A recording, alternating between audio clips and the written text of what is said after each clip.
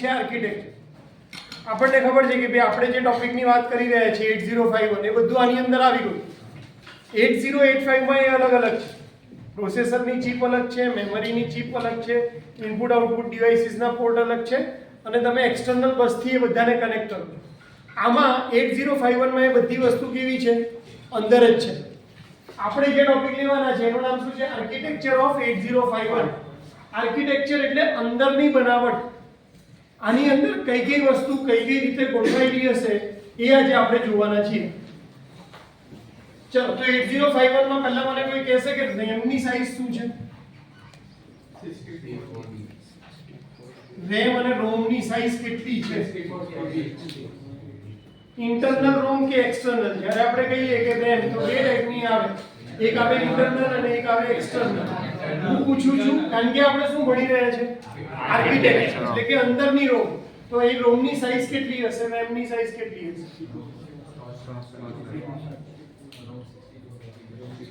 60 એનો મતલબ બે લેક્ચરમાં બરાબર ધ્યાન નહીં રાખ્યું ને। 128 બાઇટ્સ અને ROM ની સાઈઝ શું હતી? આ કોની વાત કરીએ છીએ? ઇન્ટરનલ। એક્સટર્નલ ની આપણે વાત કરી હતી કે એક્સટર્નલ જે છે એની સાઈઝ કોના પર ડિપેન્ડ કરે? Address bus. અને આપણી 16 એડ્રેસ લાઈન છે એટલે 264 એટલે કે 64 KB એક્સટર્નલ RAM અને 64 KB એક્સટર્નલ ROM અલગથી આપણે કનેક્ટ કરીશું। બીજું આપણને ખબર છે કે ભાઈ ALU કેટલા બીટનું છે 8051 નું?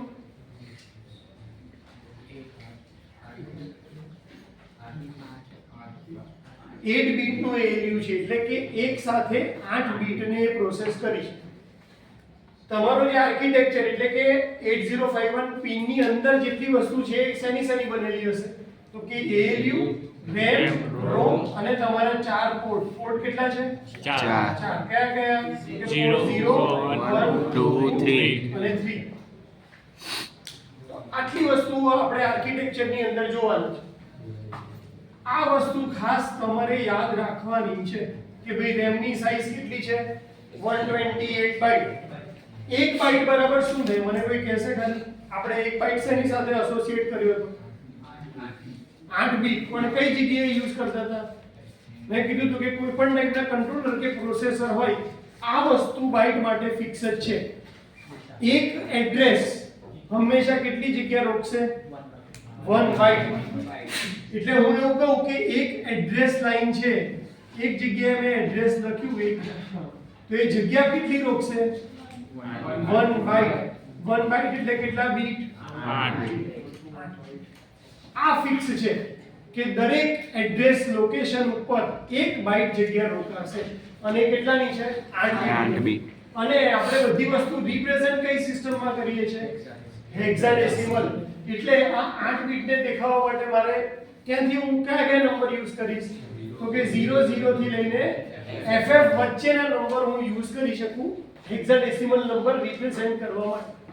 આટલું બેસિક છે આજનો ટોપિક ચાલુ કરવા માટે। આટલી વસ્તુ તમને એટલીસ્ટ ખબર હોવી જોઈએ। હું હજી બી કહું છું કે માઇક્રોપ્રોસેસરના લેક્ચર કે કંટ્રોલરના લેક્ચર એવા નથી કે પહેલું ભણશો અને ચોથું ભણશો અને આઠમું ભણશો તો ચાલી જશે। એ સિક્વન્સ જ છે। તમે બધા લેક્ચર ભણશો તો તમને બધી ખબર પડવાની છે। તો આર્કિટેક્ચરની શરૂઆત આપણે કરીએ એના પ્રોસેસર। કેટલાનું છે પ્રોસેસર? કેટલા બીટનું છે? 8 બીટ। એટલે આ છે તમારું ALU। કેટલા બીટનું છે? 8 બીટનું ALU છે। ALU નું નામ ફૂલ ફોર્મ શું થાય?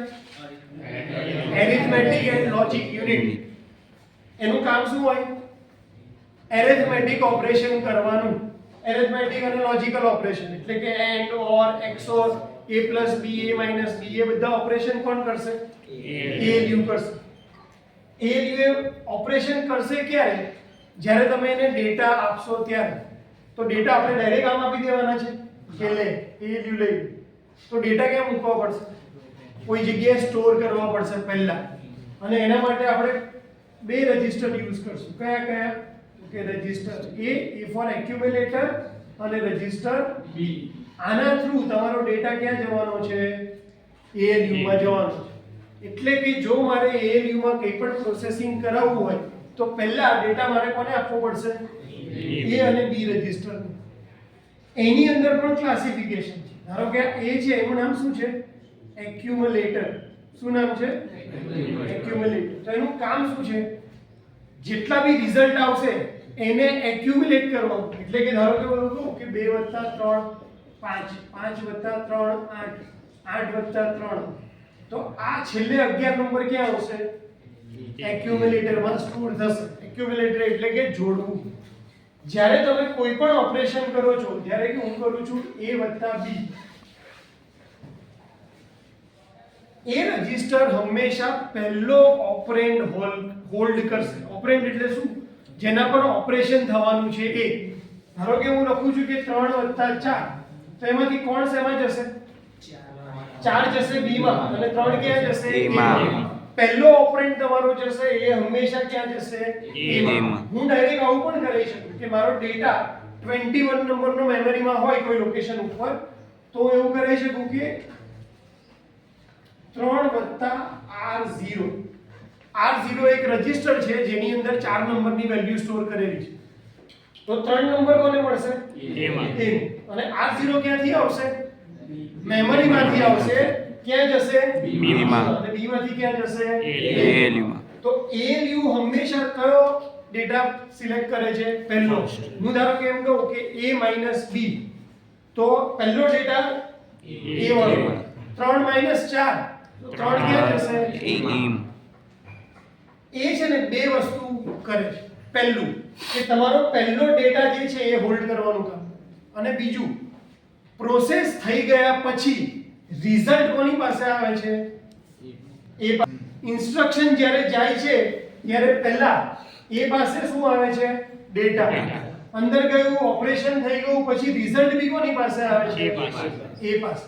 એટલે જો તમારે રિઝલ્ટ ચેક કરવું હોય તો બી તમે કોને ચેક કરશો? ખ્યાલ આવે છે? એટલે જો ધારો કે ઓપરેશન થયું હોય 3 + 4, તો પહેલા A પાસે શું આવશે? 3. B પાસે શું આવશે? 4. બંને ક્યાં જશે? ALU માં. ALU માં એનું પ્લસ નું ઓપરેશન થશે, રિઝલ્ટ શું આવશે? 7 રિઝલ્ટ ક્યાં આવશે? A માં. એટલે જો તમારે રિઝલ્ટ ચેક કરવું હોય તો પણ તમારે કોને ચેક કરવાનું થશે? A. એ રજિસ્ટર છે કેટલા બીટનો છે? તો કે 8. આ પણ કેટલા બીટનો છે? 8.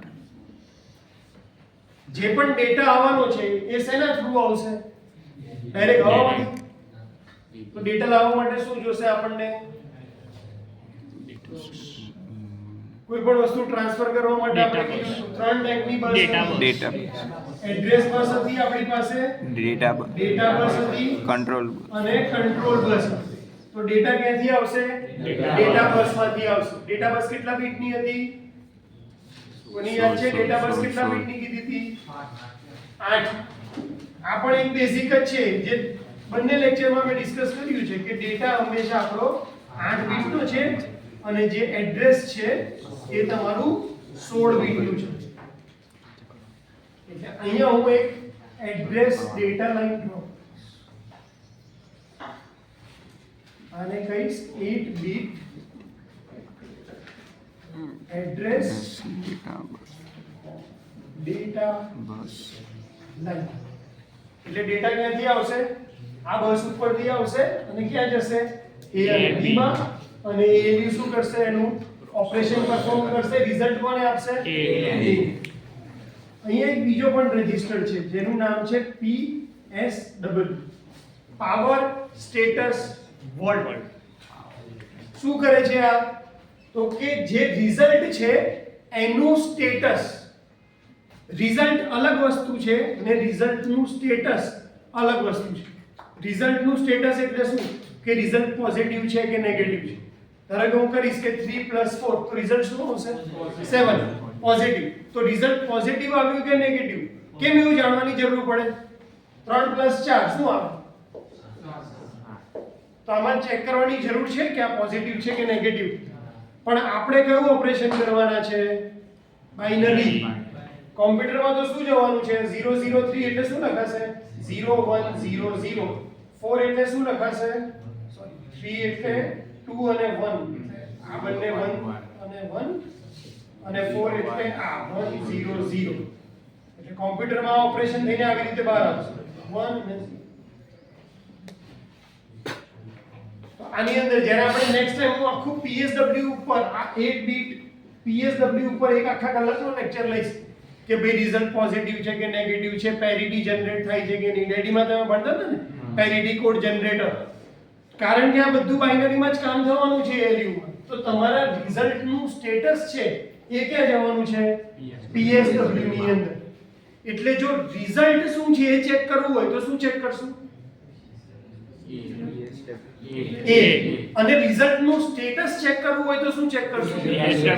PSW. ધારો કે કાઉન્ટર ઓવરફ્લો થયું તો, કારણ કે આ 0001 છે બરાબર, અહીંયા 1 હોય ને અહીંયા પણ 1 હોય. સપોઝ અહીંયા 1 છે ને અહીંયા 1 છે, તો રિઝલ્ટ શું આવશે? અહીંયા આવશે 0 અને કેરી આવશે. તો તમારા રિઝલ્ટમાં કેરી છે કે નહીં, ઓવરફ્લો થયું છે કે નહીં, રિઝલ્ટ પોઝિટિવ છે કે નેગેટિવ છે, એ બધું આપણે જાણવું હોય તો ક્યાંથી ખબર પડશે? રિઝલ્ટ શું છે જાણવું હોય તો મને ખબર ક્યાંથી લેવું પડશે? એમ. તો દરેક વખતે એકલું એ જોવાથી ચાલશે નહીં, કારણ કે એકલું એ જોશો તો તમને શું દેખાડશે? અહીંયા આ 1 આ 1 આ 1 ને આ શું દેખાડશે? 0. તો આનો મીનિંગ તો શું થઈ ગયો? 7 111 એટલે. પણ ખરેખર રિઝલ્ટ 7 નથી, અહીંયા આગળ શું છે? કેરી છે. તો એના રિઝલ્ટ આખું ચેન્જ થઈ જાય તમારું. તો એકલું તમે એ જોશો તો કોઈ દિવસ તમને સાચું રિઝલ્ટ મળવાનું નથી. તમારે સાથે સાથે શું જોવું પડે? રિઝલ્ટનું સ્ટેટસ એટલે કે PSW પણ ચેક કરવું પડે. બી ની એક સ્પેશિયાલિટી છે કે એ યુઝ થાય છે મલ્ટીપ્લિકેશન અને ડિવિઝનમાં પણ. તમારે એડિશન અને સબટ્રેક્શન કરવું છે તો તમે A અને B વાપરી શકો, A અને કોઈ રજિસ્ટર વાપરી શકો, મેમરીમાંથી કોઈ પણ લોકેશન ડાયરેક્ટ એડ કરી શકો, મેમરીમાંથી કંઈ પણ ડેટા ડાયરેક્ટ સબટ્રેક્ટ કરી શકો. પણ જો તમારે મલ્ટીપ્લિકેશન અથવા ડિવિઝન કરવું છે તો કમ્પલસરી તમારે ડેટા ક્યાં લાવવો પડશે? B માં લાવવો પડશે. પછી જ તમે શું કરી શકશો? મલ્ટીપ્લિકેશન કે ડિવિઝન. આવી એમાં કોઈ કમાન્ડ નહીં હોય કે મલ્ટીપ્લિકેશન માટે મલ ઇન્સ્ટ્રક્શન વપરાય છે, મલ A * R0 એવી કમાન્ડ નહીં. એ હંમેશા પ્રોગ્રામ કેવો હશે? મલ A * B, ડિવિઝનમાં BA અને B. મલ્ટીપ્લિકેશન અને ડિવિઝન કરવું હશે તો કમ્પલસરી તમારે કયો રજિસ્ટર યુઝ કરવો પડશે? B યુઝ કરવો પડશે. જ્યારે આપણે સ્પેશિયલ ફંક્શન રજિસ્ટર SFR ભણશું ત્યારે આપણે આ ટોપિક આખો ડિસ્કસ કરશું અગેન. એ પણ 1 કલાકનો આખો છે, કહેવાય 8 બીટનો, પણ જો સમજવું હોય ડિટેલમાં તો તમારે આખું ડિટેલમાં એને સમજવું પડશે. 1 કલાક મારે જોશે. તો PSW માં 1 કલાક જવાનો છે, SFR માં 1 કલાક જવાનો છે. અત્યારે ખાલી આપણે શોર્ટમાં શું કહીએ છીએ કે PSW માં શું છે? સ્ટેટસ. કોણ? રિઝલ્ટ ક્યાં હશે? A માં. A અને B માં આપણે શું આપશું? ડેટા. ઓપરેન્ડ જેને કહેવાય. ઓપરેન્ડ એટલે શું? જેના પર ઓપરેશન પરફોર્મ કરવાનું છે. તો ડેટા તમારો પહેલા આપશું આપણે આ બે રજિસ્ટરમાં, ત્યાંથી ક્યાં જશે? A માં પ્રોસેસ થશે, સ્ટેટસ જશે PSW માં, એનું રિઝલ્ટ ક્યાં? સોરી, રિઝલ્ટ જશે A માં અને એનું સ્ટેટસ ક્યાં જશે? PSW પણ ક્યાં જોડાયેલું હશે? ડેટા એડ્રેસ બસ સાથે જોડાયેલું છે. 8085 માં આ જ વસ્તુ ફ્લેગ રજિસ્ટરના નામે યુઝ થાય છે. 8085 માં ફ્લેગ રજિસ્ટર. ફ્લેગ એટલે શું? ગુજરાતીમાં શું કહેવાય ફ્લેગ એટલે? ઝંડો. સ્ટેટસ ધજા. ધજા દેખાડે કે ભાઈ શાંતિ કરવી છે તો હું સફેદ ઝંડો લહેરાવીશ, યુદ્ધ કરવું છે તો કેસરી ઝંડો લહેરાવીશ. તો ફ્લેગ રજિસ્ટર નામ એટલે જ પડ્યું છે કે કોનું સ્ટેટસ દેખાડશે? A. પણ 8085 માં આપણે જે ફ્લેગ રજિસ્ટર છે કે જે PSW છે એને જાતે ચેન્જ કરી શકતા નથી. 8051 માં પ્રોગ્રામરને એટલે આપણને ફેસિલિટી છે કે આપણે ડાયરેક્ટ આને ચેન્જ કરી શકીએ છે. 8 બીટ સાથે જેટલું જોડાયેલું છે એ પ્રોગ્રામર પોતે કમાન્ડ અથવા ઇન્સ્ટ્રક્શન લખીને ચેન્જ કરી શકે છે. 8 બીટ કઈ લાઈન છે? આ એડ્રેસ અને ડેટા. આ તો બધાને ખબર પડવી જોઈએ કે AD0 છે. આ ખબર છે ને? આપણે આ ડિસ્કસ કરેલું છે કે ભાઈ લોઅર બાઇટ એટલે કે AD0 થી AD7 આ જે 8 બીટ છે એમાં એડ્રેસ બી જાય છે અને એમાં ડેટા પણ જાય છે. એ 8 થી એ 15 છે એમાં ખાલી શું જશે? એડ્રેસ. અને કોના ઉપરથી ખબર પડશે? તો કે ALE પિન ઉપરથી ખબર પડશે કે એડ્રેસ જાય છે કે ડેટા. આ તમારી 8 બીટ ની એડ્રેસ ડેટા લાઈન છે અને ALE. આટલા ટોપિકમાં કોઈને ડાઉટ છે? PC આ એક રજિસ્ટર છે. PC કેટલા બીટનો છે? તો કે 16 બીટનો રજિસ્ટર. કેટલા બીટનો? 16 બીટ. તો નેચરલી તમારી કોમન સેન્સ લગાડો કે આની અંદર શું હશે. મેં કીધું કે આ 8 બીટના છે, એમાં આપણે શું આપ્યું છે? ડેટા. આપણને ખબર છે આપણી પાસે ડેટા કેટલા બીટનો છે? 8. હવે હું કહું છું કે આ PC છે એ 16 બીટનું છે, તો એમાં શું હશે? ડેટા. એડ્રેસ. આપણી પાસે કોઈ ડેટા 16 બીટનો છે નહીં. આપણી પાસે એડ્રેસ 16 બીટનું છે. એટલે અહીંયા હું એક બીજી એડ્રેસ એટલે બીજી લાઈન ડ્રો કરીશ જે કઈ હશે? 16 બીટ એડ્રેસ લાઈન. અને કોની સાથે કનેક્ટ કરી છે? PC સાથે. PC એટલે કે પ્રોગ્રામ કાઉન્ટર. નામ શું છે? Program counter. હવે પ્રોગ્રામ ક્યાં છુપાયેલો હોય? RAM માં હોય કે ROM માં હોય? ROM માં. પ્રોગ્રામ હંમેશા ક્યાં હશે? ROM માં. પ્રોગ્રામ એક્ઝિક્યુટ કેવી રીતે થાય? અહીંયા હું લખું ધારો કે add b, પછી લખું છું add c, subtract a. આ 3 લાઈનનો મારો પ્રોગ્રામ છે. આ પ્રોગ્રામ હશે ક્યાં? ROM ની અંદર છે. પ્રોગ્રામ એક્ઝિક્યુટ કેવી રીતે થાય? સિક્વન્સમાં નીચે. કેમ નીચે જ જાય? ગ્રેવિટીને લીધે. સિક્વન્શિયલ મેનરમાં એ લખાયેલો હોય એટલે કે પહેલી લાઈન આવે પછી કઈ લાઈન આવી જોઈએ? બીજી. પછી કઈ આવી?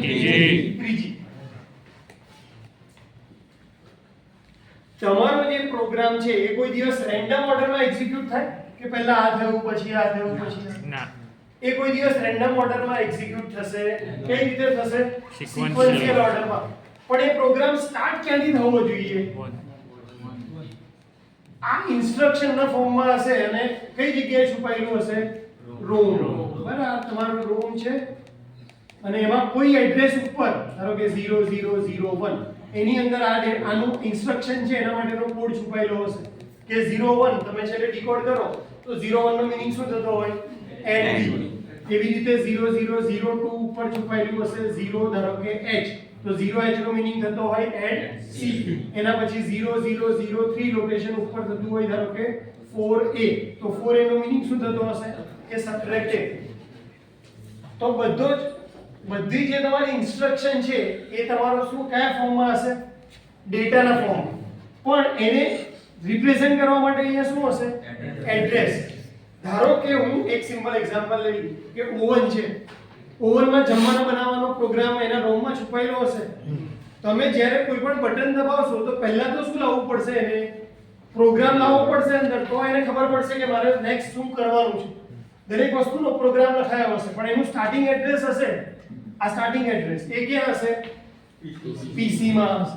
એટલે PC માં તમારા જે આ 16 બીટ લખ્યા છે તો અહીંયા લખ્યું હશે 0001. એટલે સૌથી પહેલા તમે કોઈ પણ માઇક્રો કંટ્રોલર કે પ્રોસેસર ભણતા હો એની એન્ટ્રી સ્ટાર્ટિંગ ક્યાંથી થાય? PC થી ચાલુ થાય. કેમ? કારણ કે PC માં શું હશે? એડ્રેસ. કોનું? તમારી ઇન્સ્ટ્રક્શનનું, કે જ્યાંથી એને ચાલુ કરવાનું છે પ્રોગ્રામ, જે પણ કામ કરવાનું છે. એક સિમ્પલ એક્ઝામ્પલ આપો. આ તો કયા જમાનાની વાત છે? 1980 ના જમાના. અત્યારે તમે જે WhatsApp ઓપન કરો છો, WhatsApp નો આઇકોન એ તમે શું કરો છો? પ્રેસ કરો છો. તમે જેવું WhatsApp નું આઇકોન પ્રેસ કરશો એટલે મેમરી આર્કિટેક્ચરમાં ક્યાં જશે? ROM માં જશે. એને શું શોધશે? WhatsApp નો પ્રોગ્રામ ક્યાં લખાયેલો છે અને એ પ્રોગ્રામને લઈને શું આવશે? બહાર આવશે અને એક્ઝિક્યુટ થશે એટલે તમારું WhatsApp ખુલશે. પછી અંદર તમે ડેટા પિક્ચર જે જોવો હોય પણ બેઝિકલી થઈ શું રહ્યું છે એને કઈ રીતે ખબર પડે છે કે તમે WhatsApp પર દબાવો છો તો મારે WhatsApp જ ખોલવાનું છે? એ શું છે? PC. નવા આપણા ફોનમાં આવા 36 38 40 100 PC હશે કે તમે જેના ઉપર દબાવશો એ પ્રોગ્રામ એક્ઝિક્યુટ કરશે. સારું. એટલે આ પહેલો લાઈન અહીંયા તમારું PC માં સ્ટાર્ટિંગમાં શું હશે? કે તમારે જે પ્રોગ્રામ રન કરાવવાનો છે એનું એડ્રેસ હશે. આ એડ્રેસ ઉપર શું દેખાડશે? એનો ડેટા. ડેટા ક્યાંથી આવશે? ડેટા લાઈન ઉપરથી અંદર આવશે અને એની પ્રોસેસ થશે. જેવું અહીંયા એક પ્રોસેસ થયું તરત પીસી શું થવું જોઈએ? ઇન્ક્રીમેન્ટ થવું જોઈએ. એટલે કે 001 છે તો હવે શું થવું જોઈએ? 002. એક જ ઇન્સ્ટ્રક્શન પરથી તો ચાલવાનું નથી. 001 પછી એને શું થવું જોઈએ? 002. જેવો આ ડેટા અંદર જતો રહે પછી પીસી પાછું શું થવું જોઈએ? 003, 004, 005.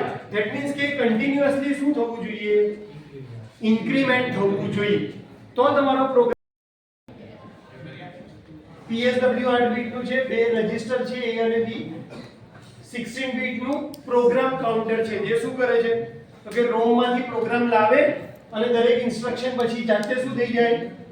ઇન્ક્રીમેન્ટ થઈ જાય. પ્લસ પ્લસ એટલે કે નેક્સ્ટ ઇન્સ્ટ્રક્શન આવતી રહે. એટલે કોઈ પૂછે કે PC માં શું હોય છે તો કે નેક્સ્ટ ઇન્સ્ટ્રક્શન નું એડ્રેસ.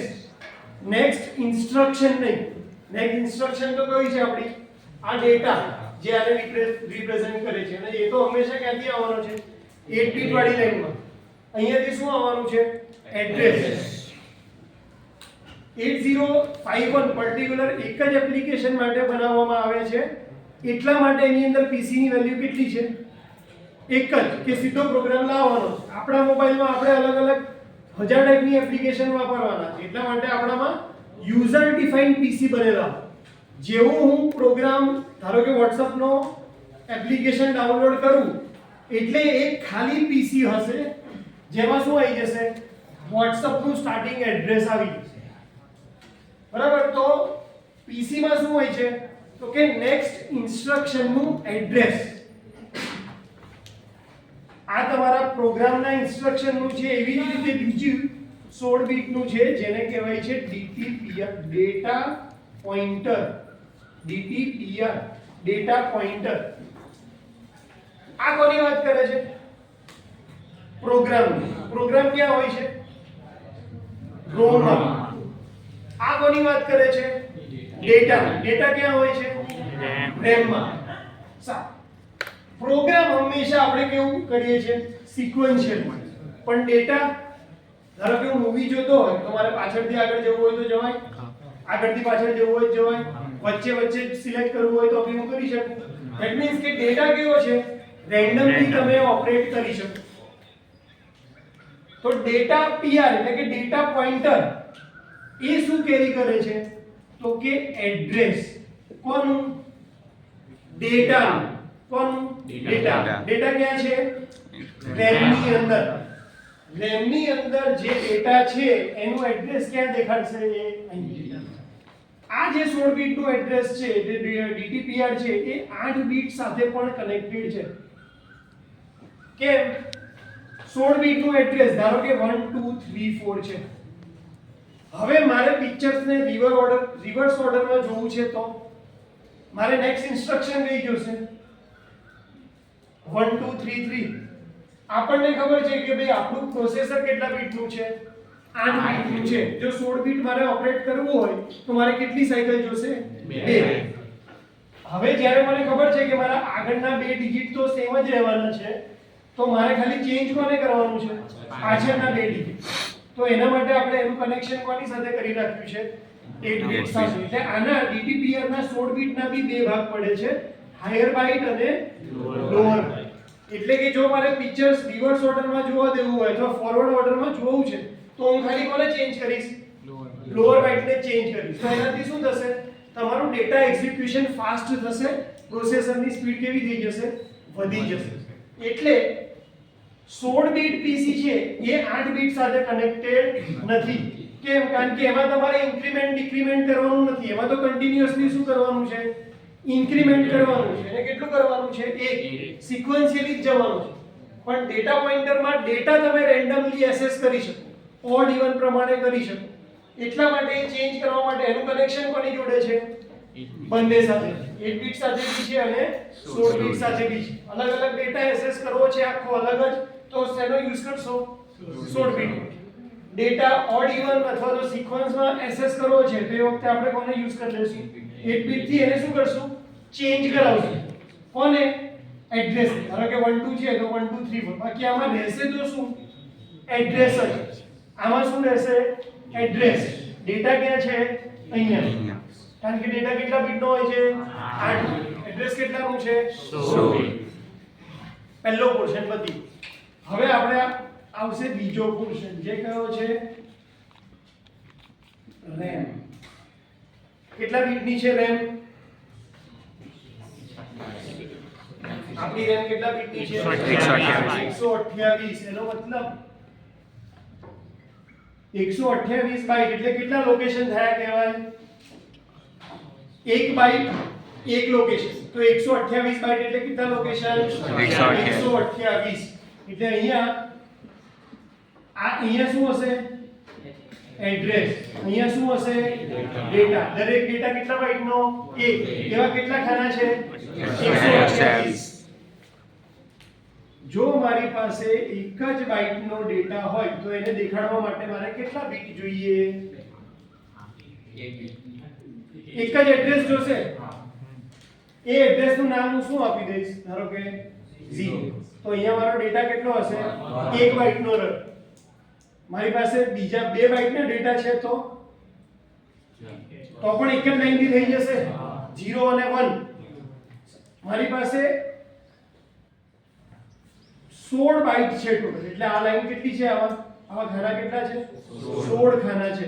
તો મારે કેટલા બાઈટની જરૂર પડશે રિપ્રેઝન્ટ કરવા માટે?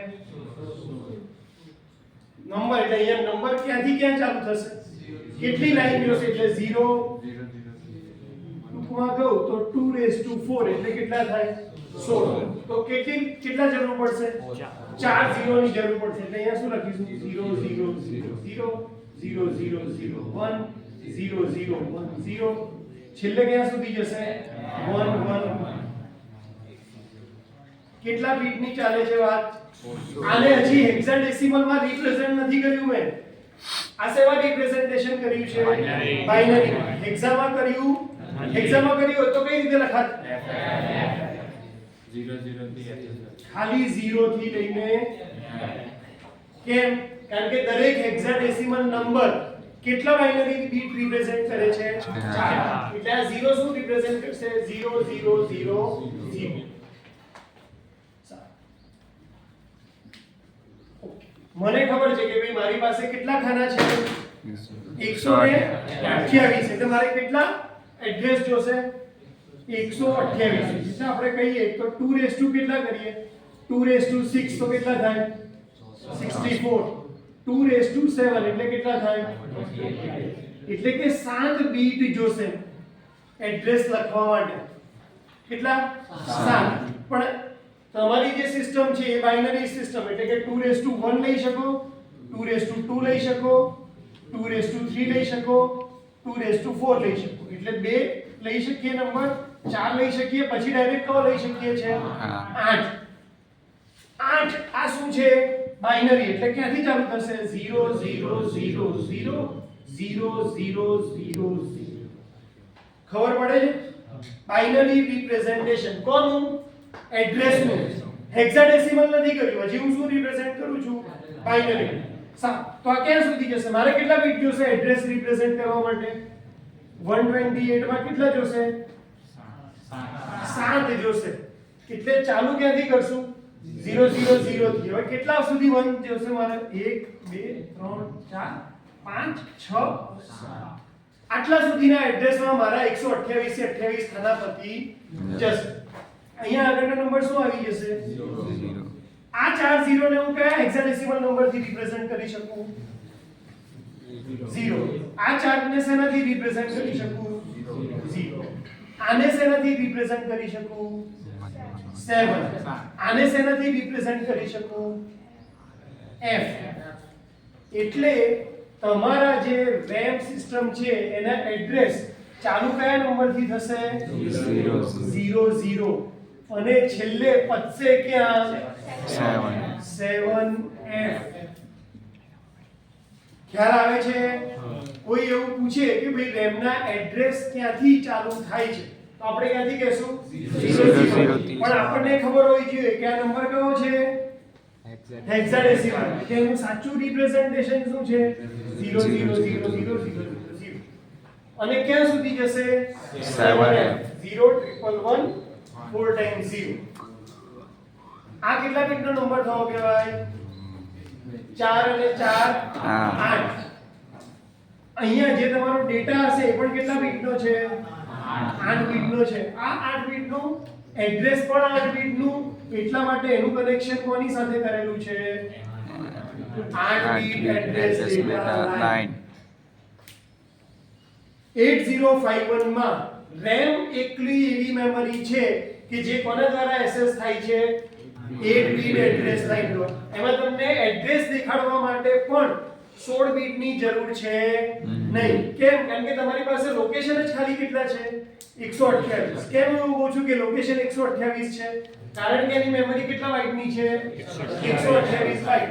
એક લોકેશન એક બાઇટ રોકે એટલે આપણને કેટલા લોકેશન જોશે?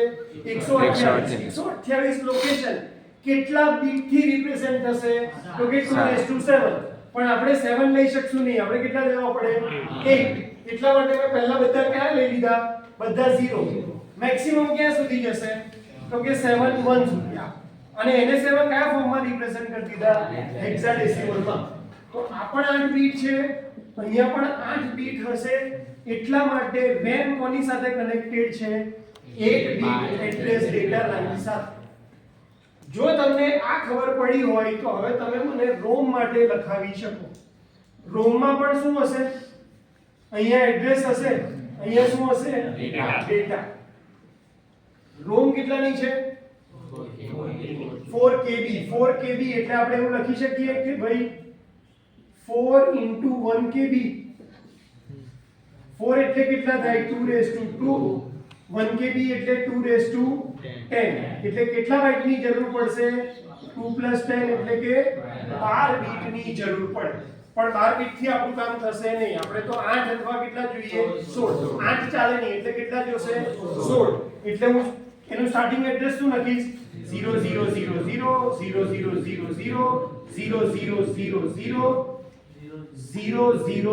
0000 આ એનું શું હશે? Starting address. અને એન્ડિંગ એડ્રેસ શું હશે? કેટલા વખત?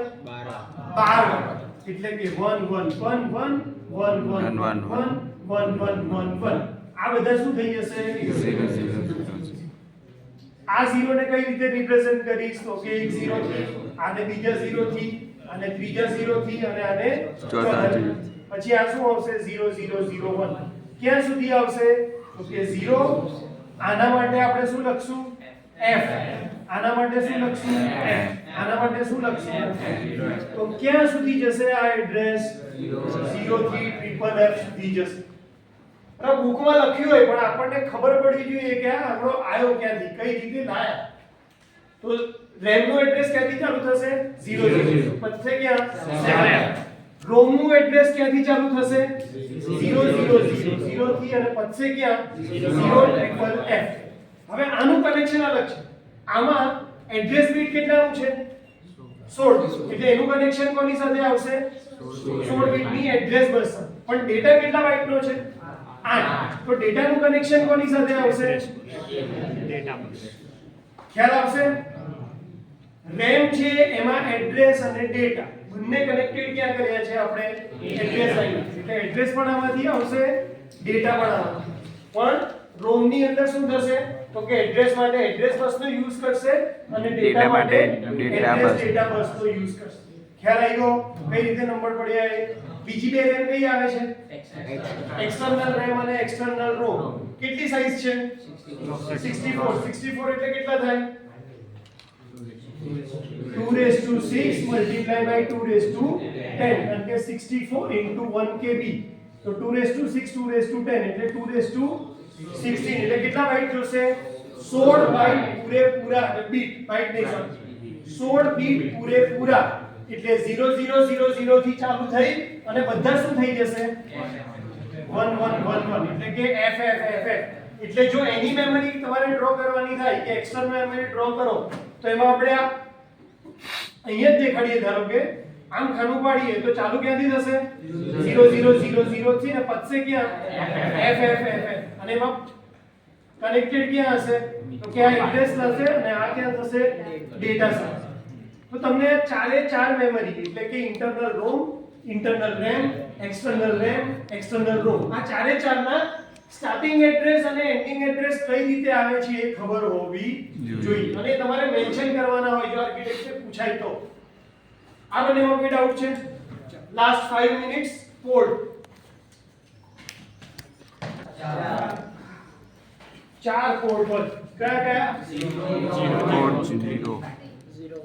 પોર્ટ 0, પોર્ટ 1, પોર્ટ 2 અને પોર્ટ 3. અહીંયા આપણે લખી દઈએ P0, P1, P2. હવે મને કોઈ કહેશે કે 16 બીટ સાથે કયા કયા જોડાયેલા હશે? 0 અને 2. આપણે પિન ડાયાગ્રામમાં જોયું હતું કે ભાઈ 16 બીટની જે લાઈન છે એ કોની સાથે જોડાયેલી છે? 0 અને 2. 0 અને P2. અને ડેટા લાઈન કોની સાથે જોડાયેલી હશે? 1 અને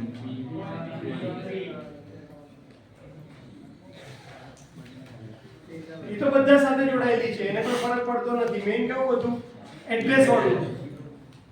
ચાલો હવે આ પોર્ટ છે એની આગળ ડ્રો કરવાનું એક બીજું ખાનું જેમાં હું લખીશ લેચ. શું લખું છું? લેચ. સાંભળ્યો શબ્દ કોઈ જગ્યાએ? ક્યારે સાંભળ્યો? LATCH. લેચ. ડેડી સબ્જેક્ટ ની અંદર DDA માં ભણવામાં આવતું હતું કે લેચ. લેચ નું કામ શું હોય? ડેટાને હોલ્ડ કરવાનું. કોઈ તમને એવું પૂછે કે ભાઈ ડેટામાં શું કરીએ છીએ આપણે? ડેટા લાઈનમાં થાય છે શું? ડેટા લાઈનમાં થાય છે શું? ડેટા એક જગ્યાએથી બીજી જગ્યાએ જાય છે, અથવા તો પ્રોસેસરમાંથી મેમરીમાં જાય, અથવા મેમરીમાંથી પ્રોસેસરમાં જાય, અથવા ઇનપુટ આઉટપુટ પોર્ટમાં પણ જઈ શકે. અહીંયા ડેટા છે તો ઇનપુટ આઉટપુટ પોર્ટમાં પણ જઈ શકે. તો ડેટા ઉપરથી શું જાય છે? તમારે એડ્રેસ ડેટા લાઈનમાંથી શું જાય છે? ડેટા જાય છે. ડેટા લાઈનનું કામ ડેટા ટ્રાન્સફર કરવાનું છે. પોર્ટનું કામ શું છે? પોર્ટનું કામ શું છે? એ જે પણ ડેટા આવ્યો એને રિસીવ કરવાનું છે. આવે રિસીવ કે એને ક્યાં આપી દેવાનું? બહાર જે પણ ડિવાઇસ કનેક્ટેડ છે એની સાથે આપી દેવાનું. તો એનો મતલબ ડેટા લાઈનનું કામ બી શું થયું? કોઈ ડેટા આવશે એને બહાર મોકલી દેવાનું. પોર્ટનું કામ બી શું થયું? જે ડેટા આવ્યો એને બહાર મોકલી દેવાનું. તો પોર્ટ અને ડેટા લાઈનમાં ફરક શું? ડેટા લાઈન છે, ધારો કે હું એમાં 25 નો ડેટા આપીશ, અહીંયાથી 25 નીકળી જશે. 2 સેકન્ડ પછી હું જોઈશ ને ડેટા લાઈન, તો ડેટા લાઈનમાં કશું હશે નહીં. પણ પોર્ટમાં એકવાર ડેટા આવ્યો તો જ્યાં સુધી તમે ડેટાને બદલશો નહીં ત્યાં સુધી એ ડેટા ત્યાંને ત્યાં જ પડ્યો હશે. કોના લીધે? લેચના લીધે. પોર્ટ એ ડેટા લાઈન જ છે, એને પોર્ટ કોણ બનાવે છે? તો કે લેચ. લેચ છે એ તમારા ડેટાને પકડી રાખવાનું કામ કરે. જો પોર્ટ જ ના હોત તો શું થાત?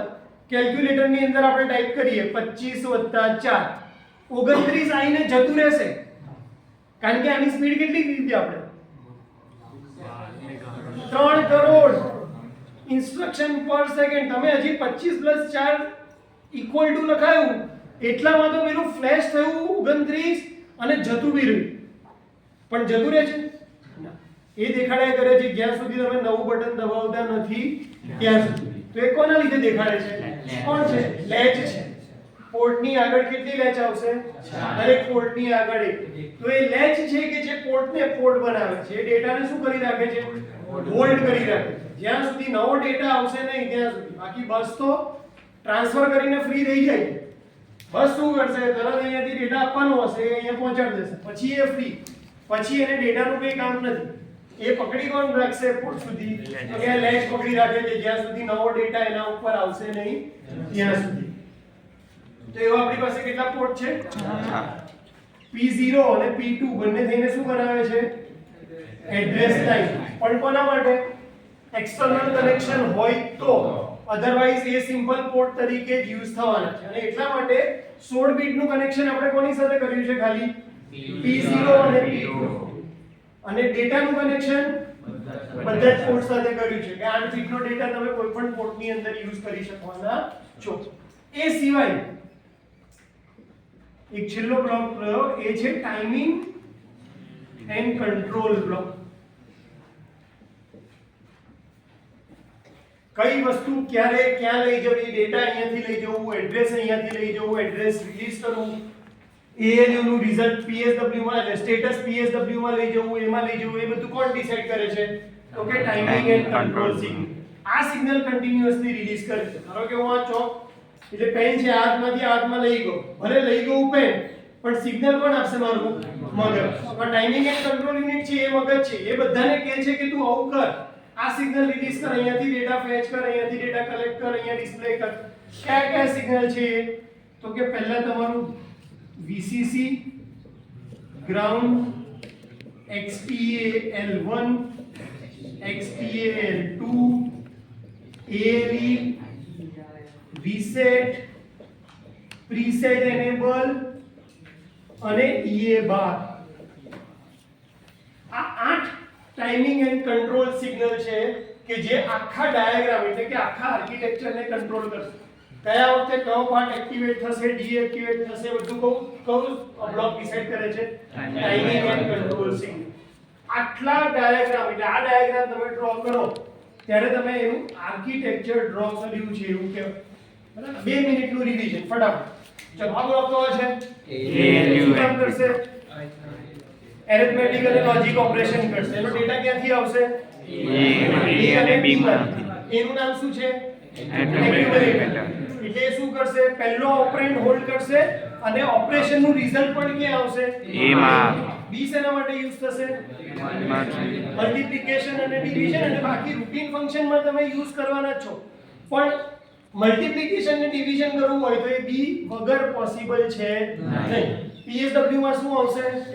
સ્ટેટસ. કોનું? રિઝલ્ટ. રિઝલ્ટ ક્યાં આવશે? A માં. આ બધા કેટલા બીટના રજિસ્ટર છે? 8. એટલે એના માટે આપણે કઈ bit? 8 address data bus. Data line use કરી. આ ડેટા માટેનું છે તો અહીંયા શું છે? આ બંને એડ્રેસ છે. પ્રોગ્રામના એડ્રેસ ક્યાં છે? PC contain address of next instruction. તમારો પ્રોગ્રામ સિક્વન્શિયલ મેનરમાં ઓપરેટ થવો જોઈએ. એટલે દરેક ઇન્સ્ટ્રક્શન પછી આ દરેક PC શું થશે? ઇન્ક્રીમેન્ટ થશે.